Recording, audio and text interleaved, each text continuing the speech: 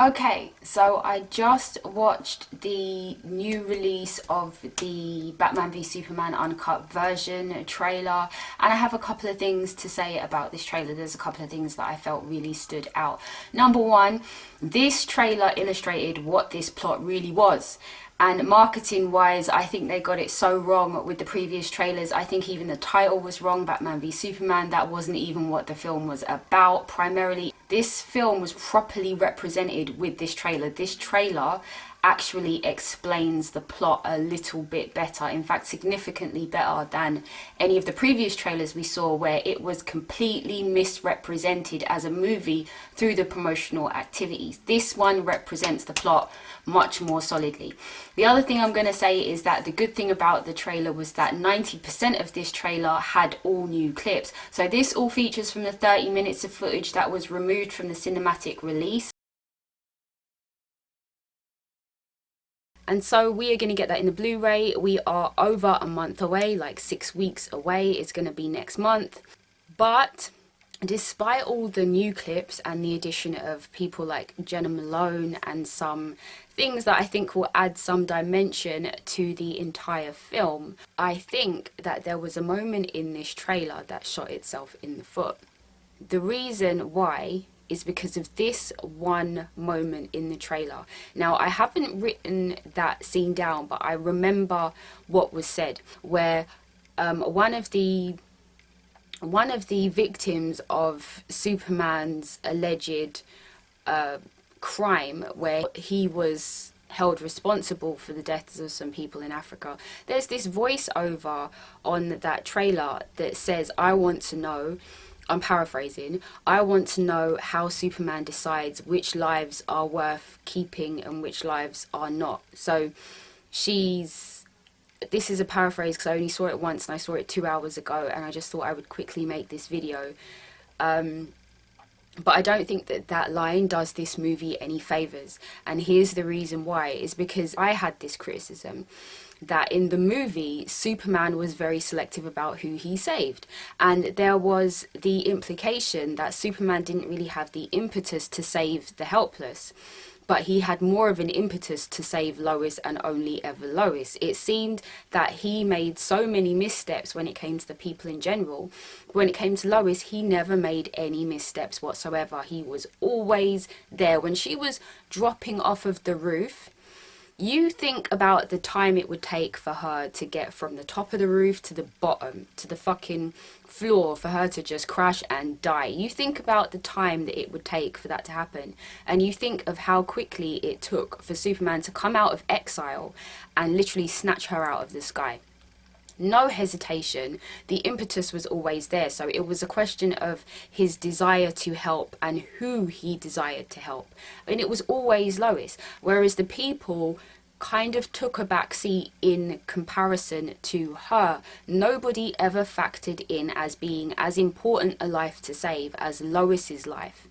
And that one line in the trailer actually says quite a bit, because I think it does more damage to perception of Superman in this movie. I don't think it does him any fucking favors. I have to question that line. I have to question the fact that they would put it in there and amplify the idea that Superman does choose, or that Superman doesn't really have the heart or the impetus to help the helpless. There were many times in this movie where I felt that. If you would like me to expand, I can expand. There were some visual choices in the movie that I have said, if anyone's ever read any of my comments anywhere on YouTube, you would know that I had issues with that sequence of events. That was a very visual decision for Snyder, where Superman saves the woman, the girl, from the building, but doesn't put the fire out. Now, you can argue that he'd been depowered, but even if he had been depowered and his freeze breath was gone, he is still significantly more capable than firefighters.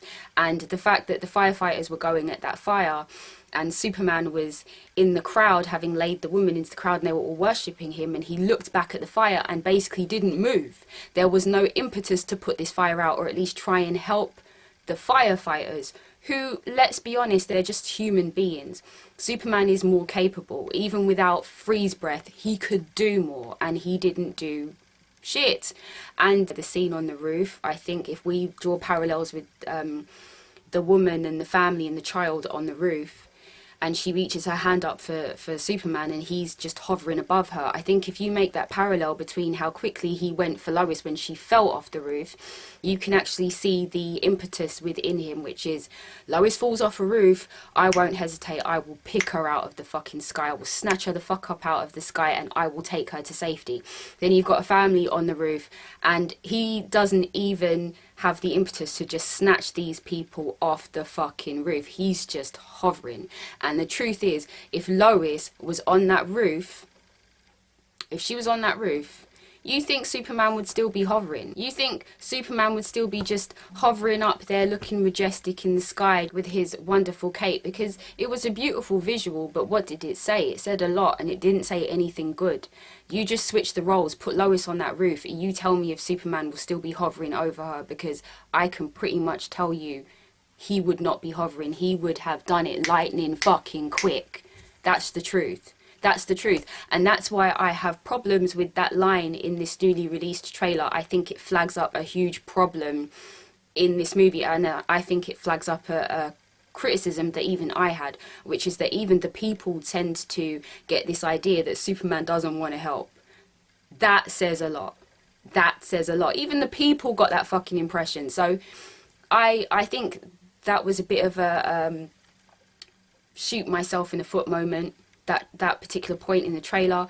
Like I said, I paraphrased it, but I think if you watch the trailer you will know exactly what scene I'm talking about. So anyway, that's the end of my rant in regards to the newly released trailer for the uncut version of Batman v Superman. I will still be watching it. I am still looking forward to watching it and seeing what actually appears, because the clips did add an extra dimension of something to look forward to with this movie. And I do have a video coming about branding, DC and Marvel's branding, and particularly Snyder's branding. So if you want to watch that video, feel free to stay tuned for that video. It will be up in the next few days, if not sooner.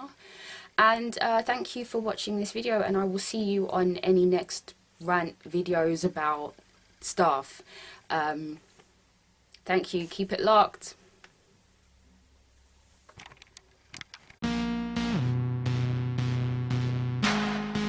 slam, friend slam, friend slam, friend slam, friend slam.